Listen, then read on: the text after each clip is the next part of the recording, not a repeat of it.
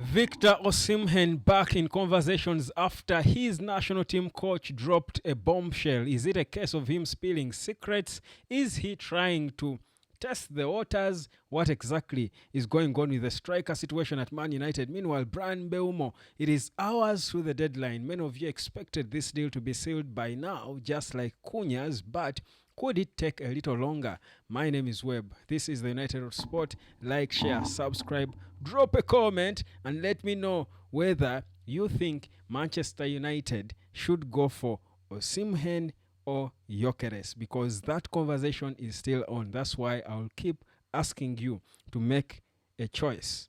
Make your choice. Just like I keep asking you to make your choice. Do you want to earn from this place that you go to every day? This place called the internet. You're there every minute. I can bet you spend more time on your phone on an internet platform, WhatsApp or YouTube or TikTok or whatever, Instagram, Snapchat, name it, or email.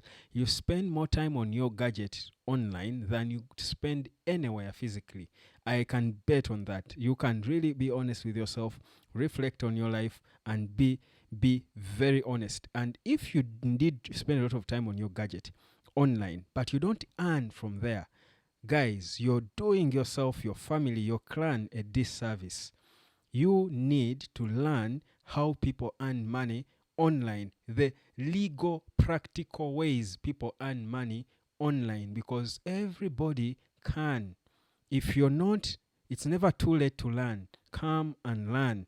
Come and learn right now when it's quite affordable for everybody. Now, the number is down there where you can catch me. But let's get into the talk. So Eric Shell, that's the Nigerian national football team coach, has been speaking to the BBC, and he spoke about how, of course, after his player, Victor Osimhen turned down an opportunity to join a big money opportunity to join Al Hilal, favoring a stay in Europe, whether staying in Turkey or going to a big club in Europe, because we know he's not going to Napoli. He's not going back there.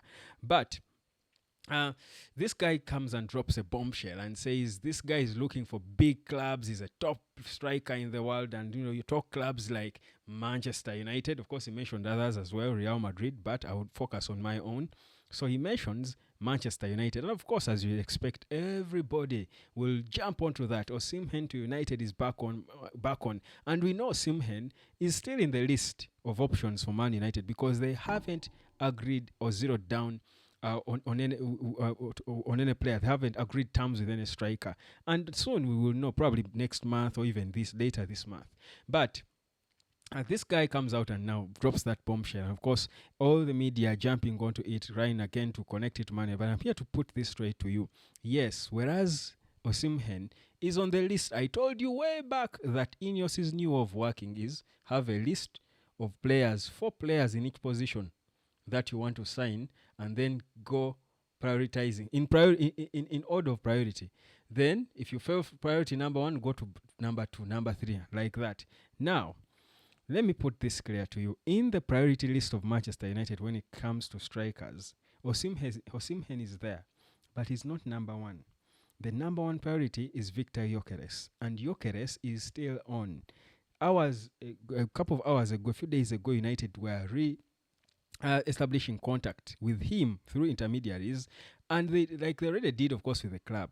They have not put in place a formal bid because there is no rush for them. This summer transfer window has just begun. They are just trying to now focus more on clearing players, especially for the striker department, where, again, of course, you don't expect Man United to sign all these players, Mbeumo and Cunha and what have you, and whoever, a goalkeeper, a midfielder, a wing back, a striker. First of all in one window, maybe not, but also you don't expect them to sign them without selling any player. At some point, they have got to focus now on the sale of players.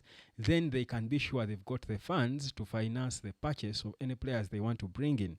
So that's where we are headed. So with the striker situation, be calm. Just have one thing in mind. Be assured that Gyokeres is priority number 1. Gyokeres is likely. He's more than 70% for United. Gyokeres is possible. He wants United. Sporting Lisbon have done a lot of business with Man United over the years. The history is good, far and recent. So, trust you me, United has got the first refusal option. And I've sung this song for long. United have got the first reviews option when it comes to Victor Gyokeres. So he's not closed. So don't you be excited about Osimhen yet. He's in on the list. If for any reason United cannot proceed and get Gyokeres, if Osimhen is available and they can proceed and get him, maybe they can consider him. For now, he's not. Now, the other player that we are now, of course, focusing on more is Brian Mbeumo. There was hope by many of you that maybe by the time we get to closing this small transfer window, this special transfer window, tonight, maybe Mbeumo will be a Man United player, just like Cunha is, but it seems to be dragging. United are yet to put in that official second bid. They will be putting in that bid anytime from now. It could even be going in as I speak now. Between now, probably by the time you watch this, maybe it's in already. But Manchester United has been in talks. You see, you first hold the talks and verbal negotiations and what before you put together a bid. Because a bid, people might wonder what a bid is. A bid is a document. A formal bid is a document. It's a propose a written long thing.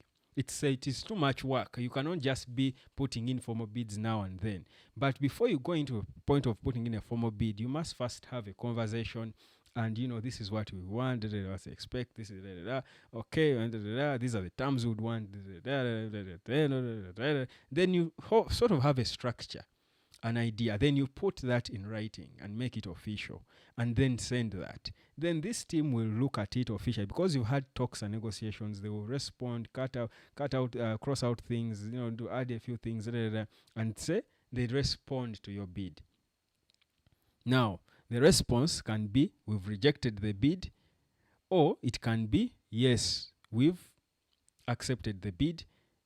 Let's move on and now agree on the other detail, formal steps, payment terms, and installments, and what have you. That's the last part. But first, now, it's the amount. How much? It's the how much, famous how much, or infamous how much. In Africa, if you've ever sold anything, one of the most annoying questions is how much. Clients coming and they keep asking how much. Even when I put the amount on my videos, clear, open out there, people still call me how much for the training, how much, and I'm okay. I'm used to it. I'm used to the how much. I don't mind it. You can ask me how much it costs to book your 1 hour and learn how to earn online. So the how much is normal. So even in these bidding conversations, the how much is quite prominent. So that's what is happening. So for Mbeumo, there's still a small chance that it could happen before the transfer window closes tonight. Because, like I said, the valuation between the two clubs is not that high. It's not really that high. It could happen. United could get him before the close of the window tonight. But even if United did not sell Mbeumo, it doesn't mean it's the end of the world. Mbeumo will still be United's player because he wants United, and there is a lot of time. The bigger window will be happening later. It's the one that's coming, the real summer transfer window. Leave alone this whatever special window. So that's why Brentford will feel like they're not in a rush. Even for Man United, we should be calm about it because the player wants them. Well, anything can happen, but what really can happen when a player wants United? He has chosen you. The player has chosen you. What's the worst that can happen? Well, it's quite unlikely. So let's be calm about Mbeumo. Count him 80% United's player. Then Gyokeres, still the top priority. There is no official bid for Gyokeres yet, but like I said, the negotiations have been ongoing. Of course, we know that now clearly from my earlier video, we know that that Sporting Lisbon cannot really be trusted 100% because they seem to be the kind that knows how to backtrack on their statements and U-turn on their own promises. But with a club like Man United, with whom you've been in long time, relationships and negotiating, they keep buying players from you for years and years and years. You don't want to spoil that relationship. You don't want to just spoil it just because you're greedy. You want an extra 10 million, yet you had agreed on a different amount at a time when you clearly see your partner is in serious financial situations. There's a bit of humane behavior you need to invoke at some point. So I'm hoping Sporting Lisbon do wake up and invoke that humane behavior, because trust me, how the Gyokeres deal goes with Man United will have a huge bearing. and impact on how Ineos deal with Sporting in the future. These are business partners. United and Sporting are business partners. There's got to be and historically, there's got to be a certain level of respect. In fact, all Premier League clubs are big business partners to Portuguese clubs, especially this Sporting, because so many Portuguese players, top clubs like Wolves, English clubs, Wolves, and name them. So many Portuguese players are in the league, in the Premier League. Even their coaches, and so Portuguese clubs know well that you don't just mess up with a big club in England, because these are the guys you feed players. This is where your money comes from. So I think for me, I'm quite calm about Mbeumo. I think anytime we will get him, whether it's before tonight or later on in the transfer window, Mbeumo will be a Manchester United player. There is no doubt about that. Now, Alejandro Ganacho is the other conversation that sort of came up today, and it seems that Manchester United are hoping to increase, their expectation, their asking price for Ganacho. It looks like they would want to step it up a little from the 50 million quid now to an extra 10. Whether it's because of what they had, Sporting Lisbon is trying to hold out for Gyokeres. Maybe they are looking to use Ganacho to get the extra 10. I don't know, but it's said now that the valuation of Ganacho is beyond 50 million, because before people are saying 50 million because it's all profit.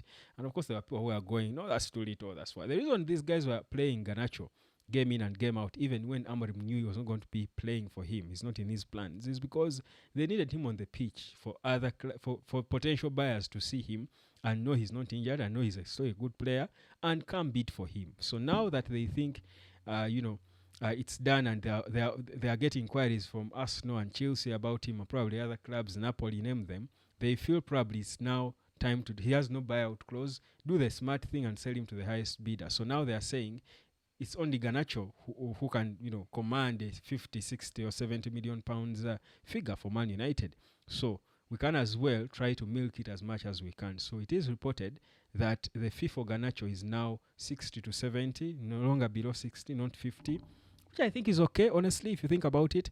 Many of us felt 50 was a little small, or maybe for a 20-year-old kid with high potential. We know we don't want him, his surplus requirements, but that doesn't mean we should lose him for cheap. 50 would still be okay, but if we can get 60 and 70, I mean, in our situation, it would do us a great good, a whole lot of good. So whatever the case may be, Ganacho is leaving, and most likely he will be staying in the English Premier League. Yeah, so that's it, fam. My name is Webb. This is the United Sport. Like, share, and subscribe. We will be back here later with any news that comes concerning this big, beautiful, lovely football club called Manchester United. The rebuild is on and exciting. I love it.